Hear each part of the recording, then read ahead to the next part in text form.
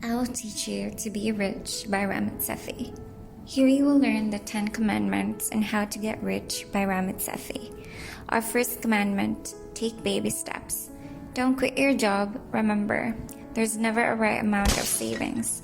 What you need to do is to start a business on the side as you wait for it to grow independently. I know some of you would say there's no time for it, but look closely. What about the time you have to go clubbing at night? Or what about the time you spent on binge watching your favorite movie shows? There's always a time for everything. You just have to choose on which ones you'll spend it with. I'd rather choose wisely. Know also that having huge savings is really important. Imagine if you were to start your own business with a budgeted money, you will have a deadline to finish things. And to reach a certain target, this will surely make you all rushing and will lead you to make bad decisions to go into debt, or worse, will amount you to close down your business. Our second, seek ambitious people. For you to be successful, you have to be with someone that is as ambitious as you are. That way, they will treat you just as how they want to be treated, like giving back favors to each other. In times of sadness, you've got each other's back by throwing in the positives and leaving out the negatives. And remember, there's no way they will come find you. So better drive that limo, no time for waiting, navigate your ways to find them. Our third, create the best products. Best product is something that will solve people's burning pain. Note that all the time we all have something we pay for. We are ready to pay for things we think are good enough to be bought. Price always comes last in our list because what we have first is emotion. If something touches our emotions, we buy it. For instance, your mom hates to ride an airplane with a tight seating arrangement. You then find for an airplane that offers a big seating space for your mom to feel a lot more comfortable. You tend to hate going out buying dinner, which brings us to buy from food delivery services. Why? Because they understand us and makes it easier for us. Our fourth, be confident. If you aren't confident, people will think you're not someone whom they can trust. So it would be better to try to practice confidence. Like roleplay someone who is confident until one day it will naturally come out from you. Think Barack Obama, for instance. His way of answering is confident. He sits up straight and he never stutters once. So with this, try to channel his ability within you, and this will surely make you different from others and will be more impactful as a person. Our fifth, apply the D2C principle. There's this man who's a billionaire like you, and he booked the cheapest flight to LA. You, on the other hand, thought, nah, I would never do that. Why will I book the cheapest flight to LA if I can afford the expensive one? Instead of being a D, derisive, go to a C.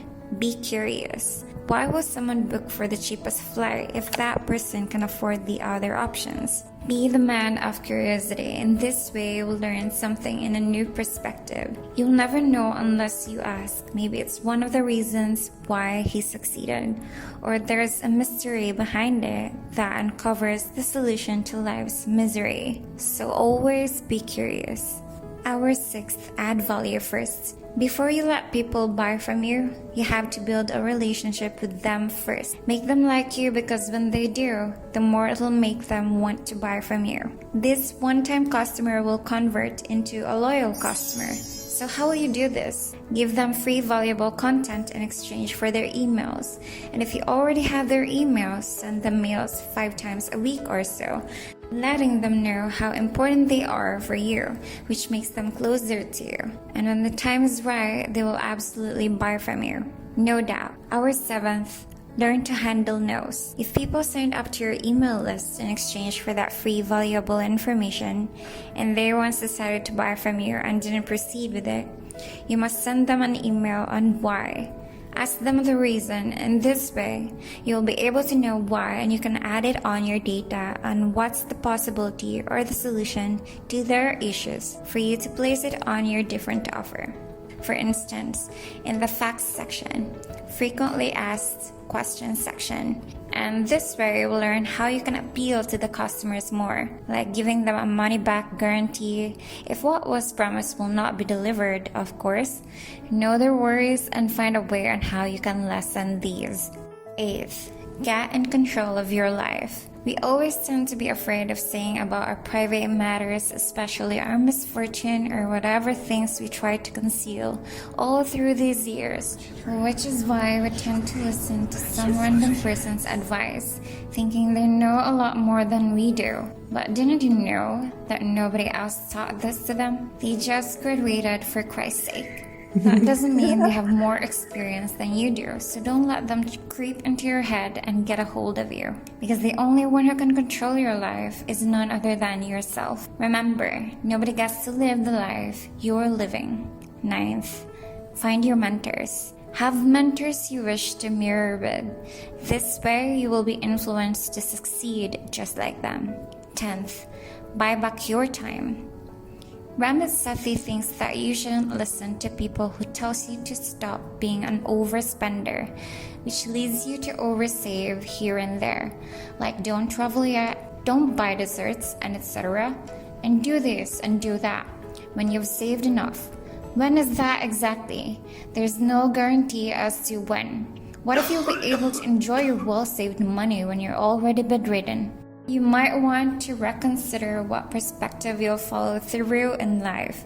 So what Sethi wants us to do is set up an automatic savings goals and set up an automatic investing goals. Then use up the rest of your money to something you love with no guilt felt. For instance, pre-cut vegetables are sold in the market. Since these are a bit expensive compared to the ones that aren't prepped, you thought, no, I shouldn't waste my money on this. But now consider that you will be able to buy back your time if you were to buy a pre-cut ones. If you have no time to clean the house, then hire a housekeeper. No time for watering your plants? Then call the gardening services. So buy back your wasted time for you to alternatively use most of your time onto something that would actually weigh more and gets you to use your time wisely when you're still capable of doing so.